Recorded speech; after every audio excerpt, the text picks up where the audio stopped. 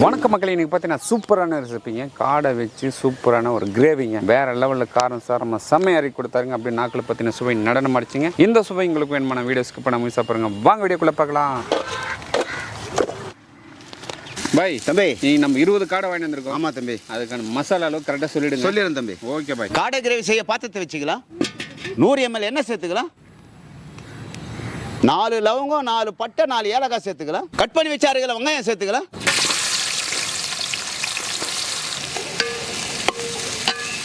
புடிய நறுக்கில் இஞ்சி பூண்டு சேர்த்துக்கலாம். நம்ம சாரல் போல் சேர்த்துருவோம். ஆமாம் தம்பி. 2 ஸ்பூன் மிளகு சேர்த்துக்கலாம். 2 ஸ்பூன் சீரகம் சேர்த்துக்கலாம். 2 ஸ்பூன் சோம்பு சேர்த்துக்கலாம். 1/2 கிலோ தக்காளி சேர்த்துக்கலாம். 20 கிராம் மிளகாய்த்தூள் சேர்த்துக்கலாம். மல்லித்தூள் 20 கிராம் சேர்த்துக்கலாம். கொத்தமல்லி, புதினா, கறிவேப்பிலை சேர்த்துக்கலாம். சுவைக்கு கல் உப்பு சேர்த்துக்கலாம்.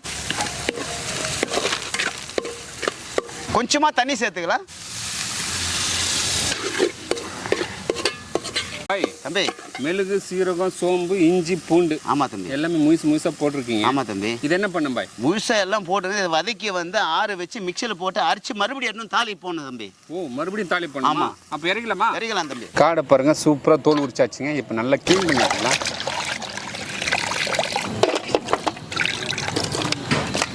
தாலி போட பாத்திரத்தை வச்சுக்கலாம். 50 ml எண்ணெய் சேர்த்துக்கலாம். பட்டை வகைகள் சேர்த்துக்கலாம். 1 கொத்து கறிவேப்பிலை சேர்த்துக்கலாம். 5 பச்சை மிளகாய் சேர்த்துக்கலாம். அரைச்சி வச்ச மசாலா சேர்த்துக்கலாம். தண்ணி சேர்த்துக்கலாம். மசாலா நல்லா கொச்சிருச்சு. காடை சேர்த்துக்கலாம்.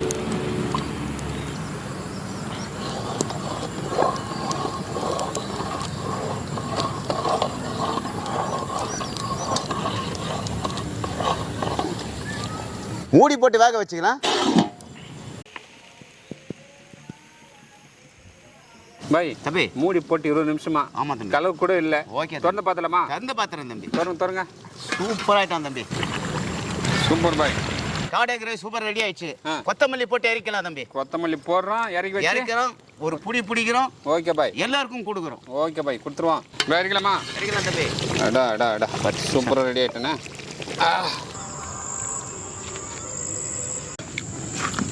வேற லெவல் டேஸ்ட்.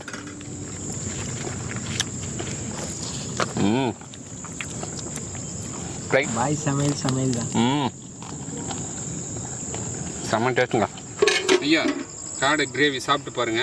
பிளைன் பிரியாணிக்கும் காடை கிரேவி எப்படி இருக்கு பார்த்துங்க, சாப்பிட்டு சொல்லுங்க.